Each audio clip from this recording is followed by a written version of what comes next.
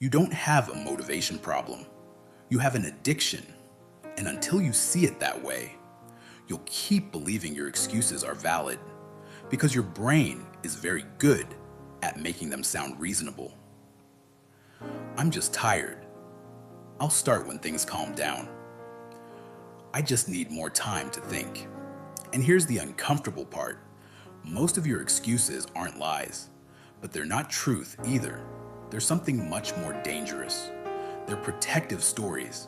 Stories your brain creates to keep your identity safe. Because your brain has one job: keep you consistent with who you already believe you are.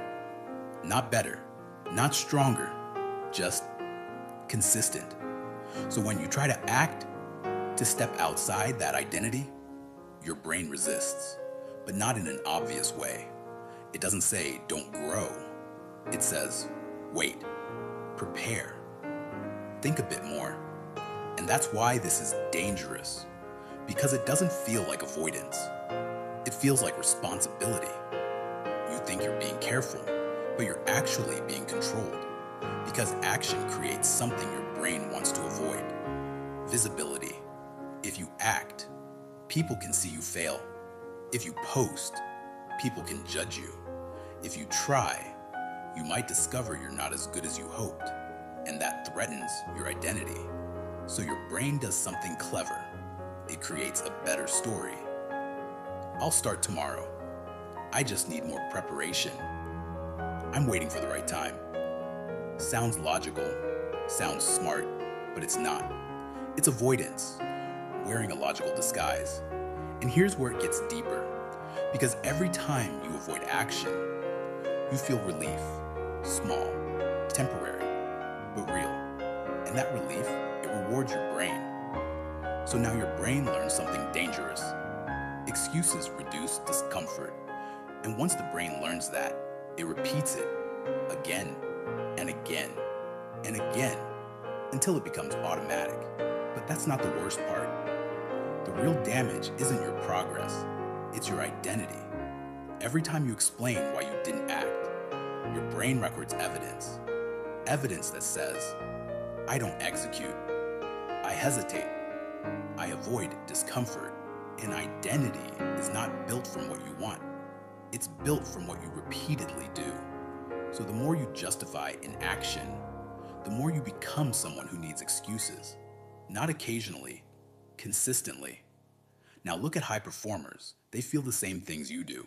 They feel tired, uncertain, unprepared, but they interpret it differently. When discomfort appears, most people say, this is a reason to wait. High performers say, this is the moment that matters. They don't eliminate excuses. They ignore them because they understand something most people don't.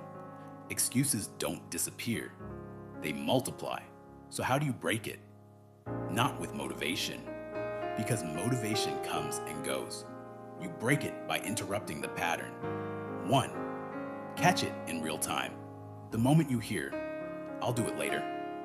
Pause, say it out loud. This is an excuse. That one sentence creates distance. You stop being the story and start observing it. 2, replace explanation with action. Most people explain. High performers act. Not perfectly, immediately. Send the message. Open the document. Start for 5 minutes. Because action does something motivation can't. It builds momentum. 3, shrink the decision window. Excuses need time to grow. So remove time. Give yourself a rule. You have 5 minutes to start. Not think, not plan. Start. Because once you move, the loop breaks. Excuses are powerful because they sound intelligent. They protect your ego. They preserve your image. They delay discomfort, but they also delay your life. And the longer you listen to them, the more they define you. And the scariest part, most people never realize this. They don't see the addiction. They just believe the story. So here's the real question. Are your obstacles actually stopping you? Or are your excuses protecting you from being seen trying? If this hit you, comment, no more excuses. And if you want more psychological breakdowns like this, not surface motivation, but real identity rewiring, subscribe to Better Self Blueprint Leona Star. Because here, we don't chase inspiration. We rebuild the person making the decisions. And what most people don't realize is they're not just addicted to excuses. They're addicted to comfort.